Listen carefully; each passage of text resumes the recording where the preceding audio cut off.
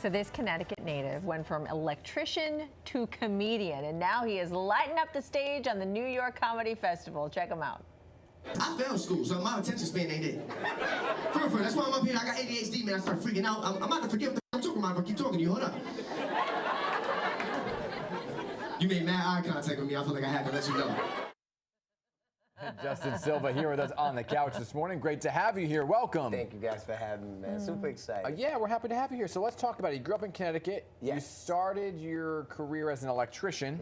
Okay, so how long were you an electrician and what made you pivot to comedy? Anywhere between, I want to say like 2 years, 3 years on and off. And you're like, this is not for me? I just kept getting laid off, man. I was an apprentice, so it wasn't easy to keep a job. I was going from job to job. It was just stressful. It was stressful for me. Waking up early.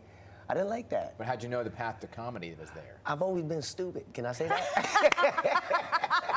Growing up, man, my parents always said it. They just, you know, they put me in that hot seat to have me tell stories, and people always loved them, my facial expressions and all that. So I just gave it a try. I gave it a try while I was doing electrician, and it went well. Wow. It went well. I feel like I sold out my first free show. It was free. Oh, my But gosh. a bunch of people came, and I had such a good time, man. Such a good time. So I kept at it. You talked about your parents. I mean, your mom is a huge supporter of yours, 100%. right? She's on her way. Oh, Yeah, she doesn't miss anything, man. She's at every show? A majority, like if she can make it with the drive, she'll go. I mean, if it's a big show and she needs to fly, I'll get her a ticket. So where's mom right now? She's at the house right now working. She In works in Connecticut. In Connecticut, stuff. So she's still in Connecticut, and she flies to come see you. Yeah, I'm trying to make her move to Florida. How important is that for you, though, to have her, and how great does that feel to see Between her? her and my father, it's just amazing to know I have that support. They always been there when I started, and the fact that they're still there, still believing in what's happening, is a big blessing, man. It keeps me going. So you sold out your first show, right? Which was free, you said. But it's important to say it was free. It's more than just the show. Yes. Because now you're on, you got 5 million people following you on TikTok, right? So when you kind of began all this, that wasn't a thing, or was it? Like, I started 9 years ago, comedy. And so TikTok wasn't around? No, it wasn't around. Instagram, I think, was just pictures and stuff. Then I started to seeing how the videos can add people to following you. To when I do promote my show, I would sell out actually for paid shows and stuff. Because at first I would post, nobody was gonna come. But what do you post? What's the secret sauce to the video to get the 5 million followers to get them to come to the show? Because he wants to. I think I cheated, all right? I think I cheated because my wife, I got very lucky with my wife. She is such an amazing partner when it comes to just being willing to do the videos with me. Because I did videos before her, and they did all right.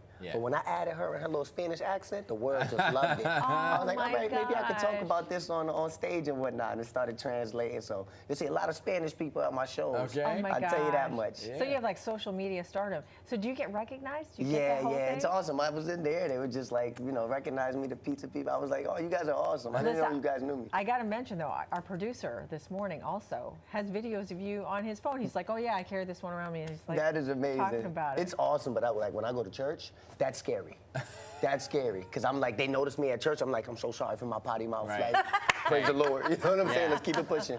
What are you most comfortable, I guess, joking about, talking about when you're up there? What's fueling your material? Me and my family. Yeah. What's better than making fun of yourself, making fun of your kids, making fun of your wife? Can't nobody stop that or tell us a lie. You know what I'm saying? Rather than making fun of other people. But like, if you mess with me in the crowd, I got something for you, for sure. I'm gonna mess with you as well. But majority about me and my family.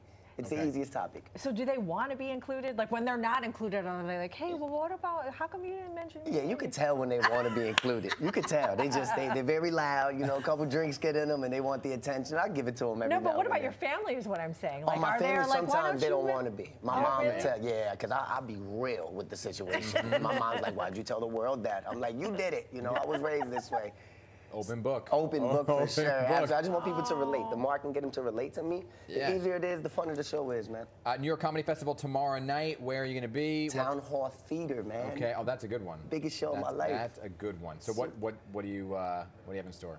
As far as what I'm going to be talking about, definitely talking about my family again, my wife, a couple stories about me being a father, me being newly married. I just got married not too long ago. Congrats. Had those relationship problems I never knew was in there. We're going to hear him out this week. Now, you mentioned something about your wife. You said something about speaking Spanish. You're learning how to speak Spanish. Me, all my life I had to fight, sweetheart. I do not speak Spanish at all. But you're working on it. I'm trying. What are you, Duolingoing it? Or what are you doing? I Google Translate when I'm talking to her mom. You know what I'm saying? Really? Our conversations are very short. Hola, ¿cómo está? Gracias. I know the same much as you guys. I'm telling you, I know as much as you guys. Are you incorporating it into your act at all? Yeah, a little bit. I'll throw little Spanish words out throughout the set. So is your wife here? Her? Yeah, she will have a full-blown conversation with you in Spanish. Okay, I'm just curious. What do you think of his Spanish?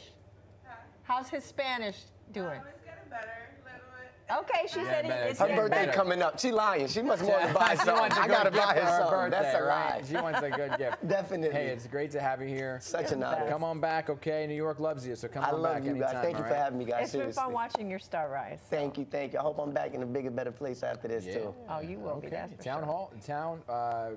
You can catch Justin Silva at the New York Comedy Festival performing at Town Hall this Saturday night, 9:45. It's Town Hall this time. Radio City next time. Yeah. Oh, that'd be amazing. Right? Y'all gotta be there. MSG one day, Yeah. right? There you go. We're working our way up. All right, man. let's go. manifest that. Let's manifest that.